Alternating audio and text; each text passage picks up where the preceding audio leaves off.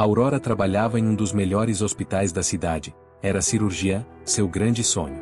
Sua mãe nunca apoiou a escolha da filha de passar a vida abrindo corpos humanos, mas salvar vidas era uma missão nobre. Aurora era uma jovem frágil e calma. Poderia ter sido neurologista, oftalmologista ou terapeuta, mas sempre dizia com convicção: não quero operar pessoas.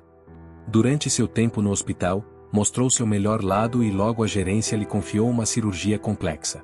Frequentemente a chamavam nos fins de semana e feriados. Querida, se continuar dedicando todo o seu tempo ao trabalho, nunca vai se casar, dizia sua mãe. Mãe, casar não é o objetivo principal da vida, Aurora respondia. Você está louca? É mulher e sabe que as mulheres envelhecem mais rápido, o tempo passa, o relógio está correndo, insistia a mãe. Então deixe o relógio me levar, Aurora respondia com indiferença. Seu último relacionamento havia sido na faculdade. Apaixonou-se por um colega de classe, mas ele a traiu com sua melhor amiga. Desde então, Aurora se afastara de seus amigos, evitando assim reviver aquela dor. Era linda, com cachos loiros, pele de porcelana branca e olhos castanhos, uma verdadeira boneca. Mas essa boneca tinha um caráter de aço. Sua profissão estava cobrando seu preço. Naquela noite, Aurora saiu do hospital exausta após um longo dia com 2 cirurgias pela manhã e outra de um rapaz vítima de um acidente de carro. Sua vida não corria perigo, mas ela estava exausta.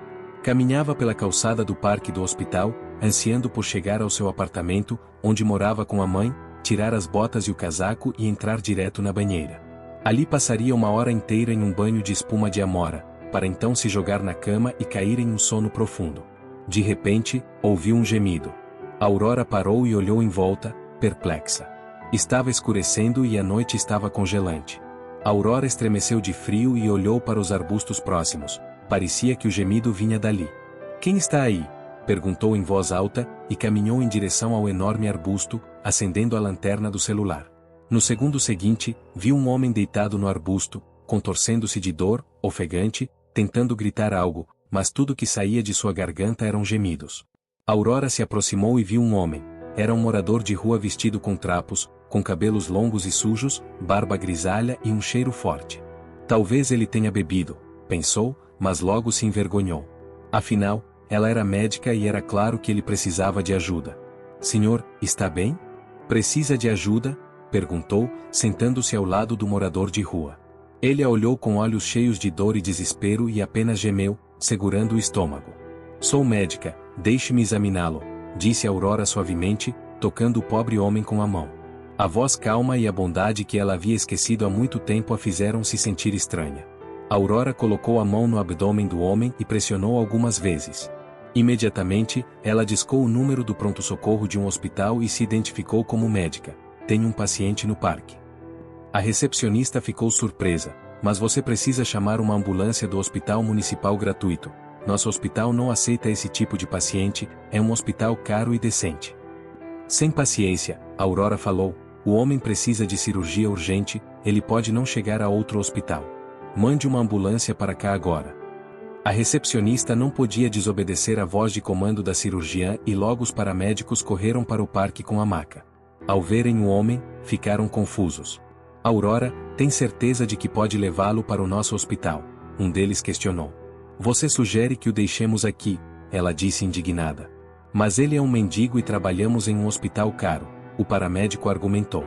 Antes de mais nada, ele é um ser humano. Levem-no com cuidado e coloquem-no em uma maca, Aurora ordenou. Os paramédicos apenas encolheram os ombros e fizeram o que a médica ordenou. Todos na sala de emergência ficaram em choque. As enfermeiras ficaram pálidas e até os zeladores se assustaram. O médico de plantão, Bruno, disse que não faria a cirurgia. Eu não chego nem perto desse mendigo, disse ele.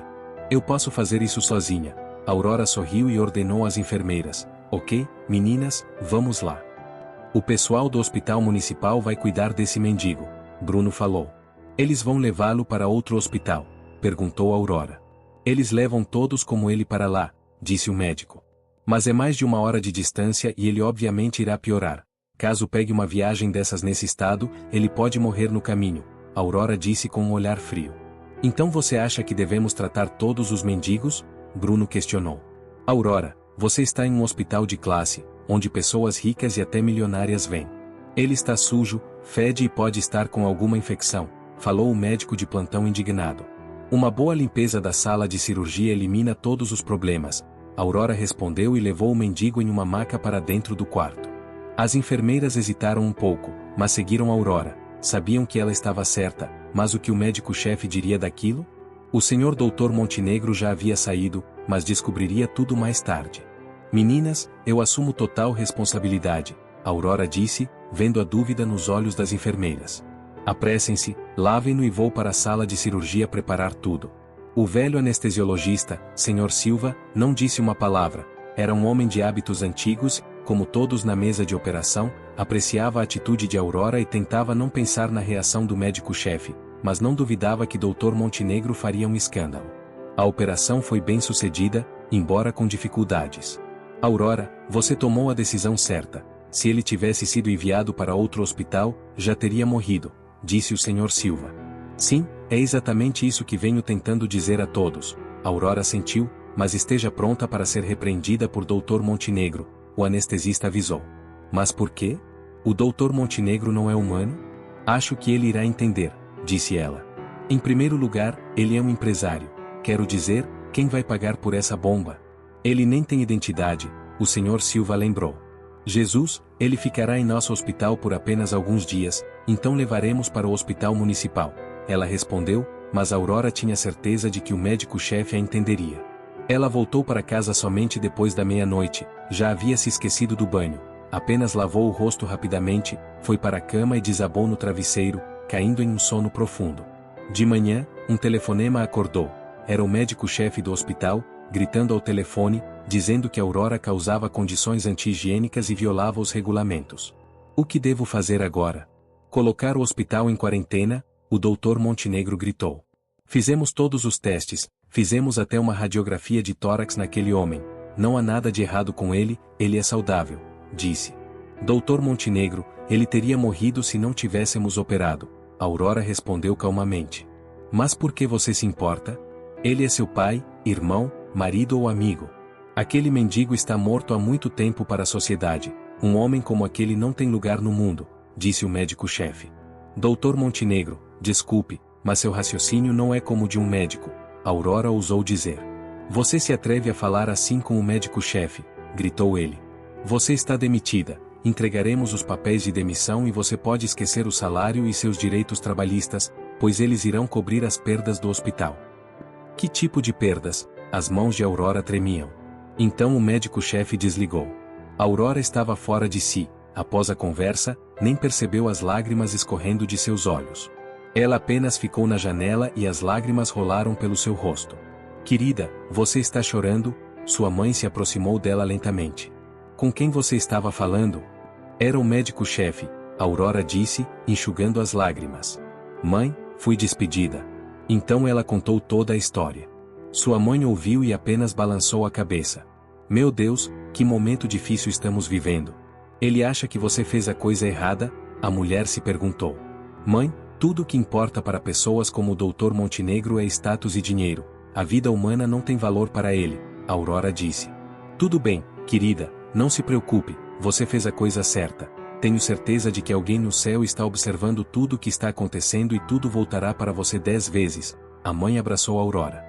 Espero que sim, mas estou desempregada agora, como vamos sobreviver? Aurora perguntou. Vou procurar um novo emprego, mas acho que o Dr. Montenegro vai garantir que eu esteja na lista negra dos hospitais. Nesse caso, não vou conseguir emprego em nenhum hospital. Bem, tanto faz, você pode ser farmacêutica. Quero dizer, eles ganham um bom dinheiro. A mãe dela falou. Mãe, só sei ser cirurgiã, estou acostumada a salvar pessoas, não a vender remédios, mas talvez você esteja certa. Bem, veremos. Enquanto isso, o Dr. Montenegro já estava ligando para outros hospitais e dizendo aos médicos-chefes para não contratarem Aurora sob nenhuma circunstância. Então, houve uma batida na porta de seu escritório. Um assistente preocupado entrou. Dr. Montenegro, temos uma inspeção hoje, seu secretário disse nervoso. Acabei de receber uma ligação de minha amiga. Ela é secretária do Ministério da Saúde e me avisou que eles estavam vindo para uma inspeção não programada. Não acredito, gritou o Dr. Montenegro. Essa é a última coisa que eu preciso. Já tiraram aquele mendigo? Não estamos à espera de uma ambulância, o assistente respondeu. Quando chegará? O homem estava com raiva, ele discou o número de telefone do chefe do departamento terapêutico, gritou e disse-lhes para tirar o morador de rua do hospital. Eu não me importo se você jogar LOL debaixo de um arbusto. Uma fiscalização do Ministério da Saúde está a caminho e o morador de rua aqui não registrado, não totalmente examinado, sem identidade. Leve para o outro lado do parque, deixe a ambulância do hospital municipal levá-lo de lá, o médico-chefe gritou. Mas está frio lá fora, é outono, ele respondeu. Mas ainda não é inverno, você pode cobri-lo com um cobertor, aconselhou o médico-chefe. As enfermeiras levaram o paciente em uma maca para a saída quando pessoas do Ministério da Saúde apareceram na entrada. Eles já haviam passado, mas um homem se interessou e o seguiu. Onde exatamente eles estavam levando o paciente e onde está a ambulância? Perguntou o fiscal. Já deveria estar aqui, respondeu o Dr. Montenegro sorrindo. Fizemos uma operação de emergência no paciente, foi bem sucedida e agora estamos transferindo para outro hospital para tratamento. O homem do Ministério da Saúde se virou e olhou pela janela. Ele viu que a ambulância realmente havia parado. Ele passou pelo paciente, mas de repente olhou para o rosto dele e congelou. Pai! O homem exclamou e correu para a maca. É você! Todos olharam confusos. O colega do homem caminhou até a maca também. Rafael, você deve estar enganado. Então ele olhou para o próprio homem e engasgou. Senhor Albuquerque, é você? O sujeito na maca apenas olhou para eles confuso, mas ele manteve os olhos em Rafael. Eles se conheciam, no entanto, algo havia acontecido que deixava o homem confuso e agora ele não conseguia se lembrar onde conhecia aquele jovem, mas o homem o chamou de pai. Então este é o filho dele? Pai, você me reconhece. Rafael olhou para as características faciais familiares e não podia acreditar que o pai que eles estavam procurando nos últimos 2 anos, já tendo perdido a esperança de encontrá-lo vivo, estava deitado na frente dele em uma maca. Ele estava magro, com barba e cabelos crescidos quase até os ombros. Aconteceu há mais de 1 ano. O Sr. Albuquerque acabou de comemorar seu aniversário de 16 anos de aposentadoria. Ele tinha um grande negócio de equipamentos médicos e queria que o filho deixasse o cargo no Ministério da Saúde e entrasse no comércio. Mas Rafael era teimoso, dizendo que gostava de seu trabalho e que negócios não eram para ele. Isso deixou o Sr. Albuquerque muito triste. Quem administraria o negócio então? Ele tinha um enteado um pouco mais velho, mas Pedro era frívolo, ele arruinaria tudo muito rapidamente, porém não havia escolha. O Sr. Albuquerque assinou uma procuração para ele e começou a ensinar o essencial ao enteado aos poucos. Então, o Sr. Albuquerque foi atacado. Ele estava dirigindo seu carro e foi cortado por outro carro. Alguns bandidos desceram do carro e bateram na cabeça dele. Ele só se lembrava de ter caído no rio junto com o carro. Ele conseguiu sair do carro afundando e em seguida acordou na praia. Sua cabeça doía e ele mal conseguia sentir os braços e as pernas e o mais importante, ele não se lembrava de nada. 2 mendigos estavam se aquecendo perto do fogo na praia, então o Sr. Albuquerque foi até eles. Eles viram um velho com a cabeça ensanguentada e se ofereceram para ajudar. Eles queriam acompanhá-lo até em casa, mas ele não conseguia se lembrar para onde ir. Os mendigos não queriam ir à polícia com ele, então apenas o receberam em sua companhia. Foi assim que o Sr. Albuquerque se tornou um sem-teto, sem memória e sem passado. A polícia disse aos parentes de Albuquerque que encontraram o carro no rio, mas não o corpo. Porém é uma corrente forte no rio, então eles podem procurar por vários anos e não encontrar nada. Rafael não acreditou que seu pai estava morto e continuou procurando por ele. Apesar de estarem na mesma cidade, eles sempre andavam por ruas diferentes e nunca se encontraram. Pedro, o enteado, rapidamente assumiu o papel de chefe da empresa e começou a construir o negócio à sua maneira, mas ele administrou de tal forma que a empresa estava à beira da falência. Rafael ficou furioso porque seu irmão quase levou os negócios de seu pai à falência. Como vamos contar ao pai quando ele voltar? As pessoas não voltam à vida após a morte. Pedro sorriu, mas o Sr. Albuquerque estava de volta. Sim, era ele na maca. Rafael imediatamente disse para levar seu pai para o quarto e garantir que ele recebesse o melhor atendimento. Ninguém iria contradizê-lo, o médico-chefe agora dava ordem sobre o que fazer e como fazer.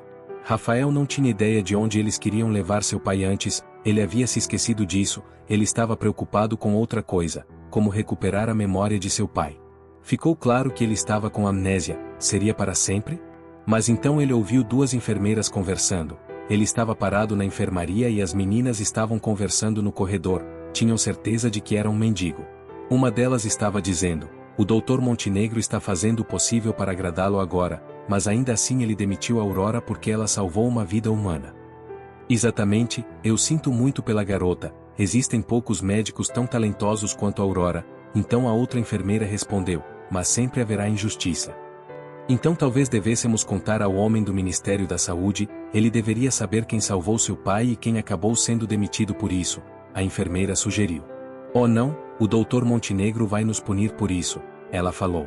Então Rafael apareceu atrás da porta. Com licença, meninas, mas eu ouvi tudo, ele disse sem rodeios.